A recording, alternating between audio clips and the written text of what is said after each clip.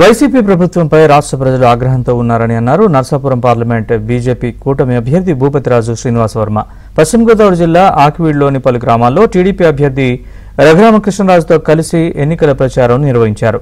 ప్రధాని మోదీ ప్రవేశపెట్టిన సంక్షేమ పథకాలపై ప్రజలకు అవగాహన వచ్చిందన్నారు. ఈ ముఖ్యమంత్రి బోగస్ ముఖ్యమంత్రి అని తేలిపోయిందని సెటైర్లు వేశారు.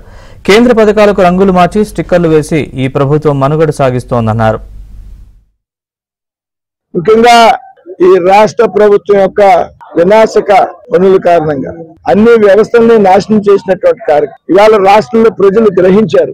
ఒక చేత్తో 100 రూపాయలు ఇచ్చి ఇంకో చేత్తో 1000 రూపాయలు దూషిస్తున్నటువంటి వైన ఏ వర్గానికి కూడా మినహాయింపు లేదు ఈ రాష్ట్ర ప్రభుత్వం. కాబట్టి ప్రజలు ఈవేళ ఈ రాష్ట్ర ప్రభుత్వం మీద తీవ్రమైనటువంటి ఆగ్రహంతో ఉన్నారనేటువంటి విషయం చాలా స్పష్టంగా కనపడతాం.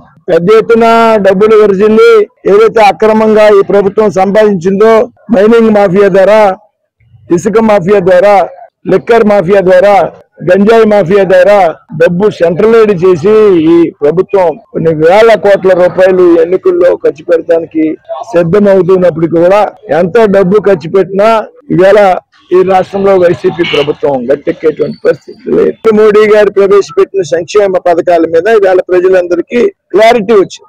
ఈ ముఖ్యమంత్రి బోగస్ ముఖ్యమంత్రి అని అర్థమై కేంద్ర పథకాలకే పేర్లు మార్చుకుని, రంగులు మార్చుకుని, స్టిక్కర్లు వేసుకుని మనుగడ కొనసాగిస్తున్నాడు అనేటువంటి విషయం ప్రజలకు అర్థమైంది. 14 సంవత్సరాలు ముఖ్యమంత్రిగా చేసినటువంటి నారా చంద్రబాబు నాయుడు గారు రాష్ట్రాన్ని ఏ విధంగా పరిపాలించారు, 5 సంవత్సరాలు ముఖ్యమంత్రిగా పనిచేసినటువంటి ఈ చేతకాని సన్నాసి ముఖ్యమంత్రి రాష్ట్రాన్ని ఏ విధంగా పరిపాలించాడు అనేది కంపారిజన్ చేసుకుంటున్నారు ప్రజలు.